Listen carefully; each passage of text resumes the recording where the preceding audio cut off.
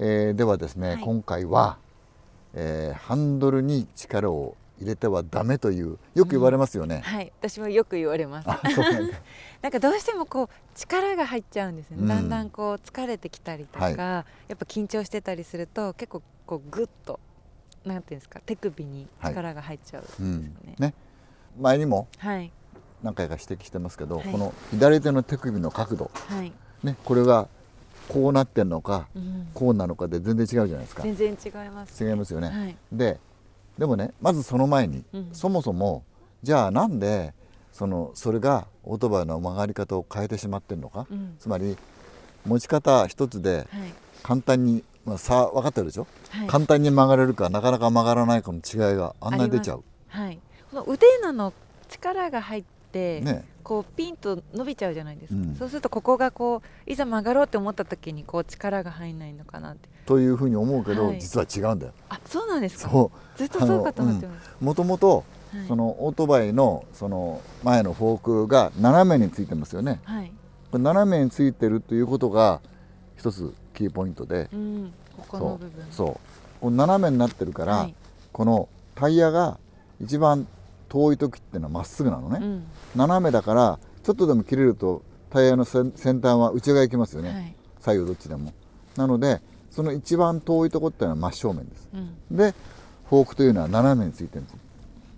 ここに対して斜めについてるというのがあって、ただこれは同時に今言ったまっすぐに走る不原力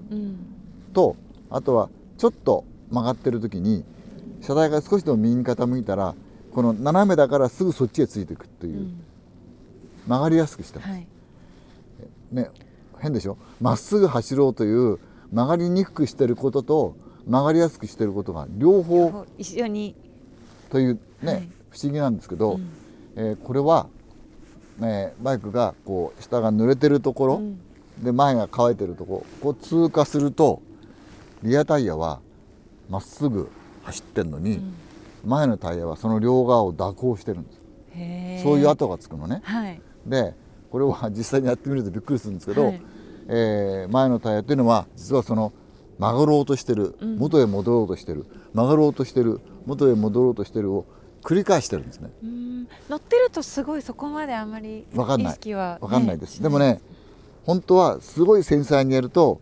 60キロとか64、5キロのところでこういうのが来るんですよ。それはある周波数で、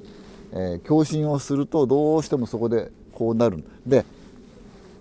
不安にならないように、それを消すようにちゃんと作ってます。ほとんどわからないんだけど、もともとオートバイってそういう特性を持ってるんですね。でこれがつまりちょっとでも力を入れるとそのどっちかキャンセルされるんで、で曲がらなくなっちゃう。でたかだかこの手の角度でこうやってて、ハンドルをね、どうだろう、誰もグッと押してないですよね。押してはいないです。押してはいないけど、それだけでも全然違ってしまう。なんかここがこう動きのバネを止めてる感じになってる。そうね。まあちょっと後でその手首の角度、どんな感じかをちょっとやってみるんで、でそれからちょっと走ってみて、でその違いもあってというのをやってみましょう。じゃあ、まず、左の手首の角度がついていて、曲がるのを妨げてるやつ、で今前のタイヤをちょっと動かしますね。こんな感じね。結構響きますね。でまあこういう振動です。体も結構手首が動きます。で手首をまっすぐにして、手の甲をまっすぐにして、そうです。で外側でちゃんと外の2本でホールドして。ネモケンさんもおっしゃってましたけど、女性の人ってどうしても添えるだけとか、ちょっと内側に力入りやすいと思うんですけど、外側の2本できちんとグリップしてください。で、手の甲は本当まっすぐ、ちょっとそう肘が曲がるぐらいでもいいから、でなるべく手の甲がもっとまっすぐ、もっとまっすぐ、そうそのぐらい、結構気持ち上なぐらいにしてすると、やりますよ。全然、でなおかつこうね、全然ね、動いてないでしょ。こんだけの全くこっちも自由に動くんですよ。邪魔してない。でなおかつこうやってもほらすごい伝わるものは伝わるでしょちゃんと、はい、さっきのは伝わんないよね。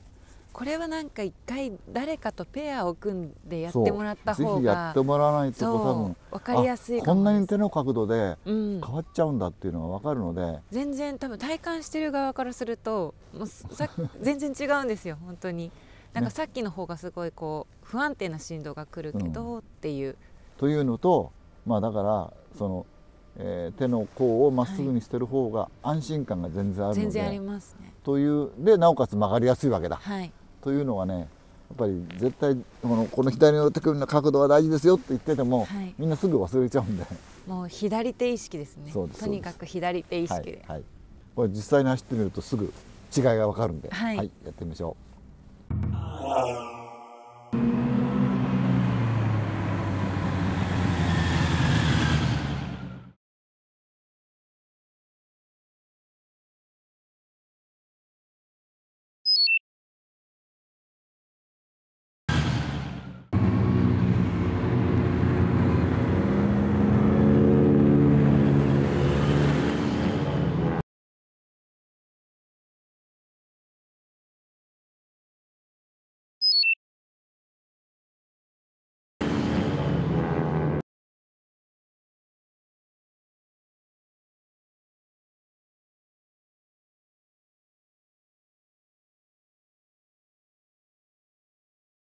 やっぱり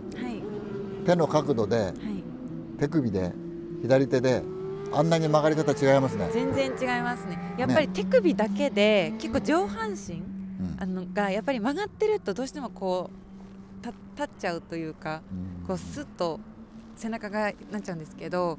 曲がってるだけでこう自然と上半身が内に入るというか、だから疲れてくると手首がこうなってきてしまうのは、どうしてもねだんだんこうハンドルに、ぶら下がるっていうか、手首を、体重乗っけちゃうというかいうあれで角度になっていっちゃうんですね。なので疲れた時こそ左手意識してもらって、そうこうやってね、もう走るたんびにあれって見ててやってるうちにだんだんで、意識される、あとはきっとさっきのこう振動とかもそうだけど、疲れてくると本当は逆でこうやってる方が実は使われないんですよ。あ、そうなんですね。そうだからそれも多分だんだん分かってくるんで、そうするとそういう意味で左手を常に、手の甲をまっすぐというのができるようになってくると、多分曲がりやすさも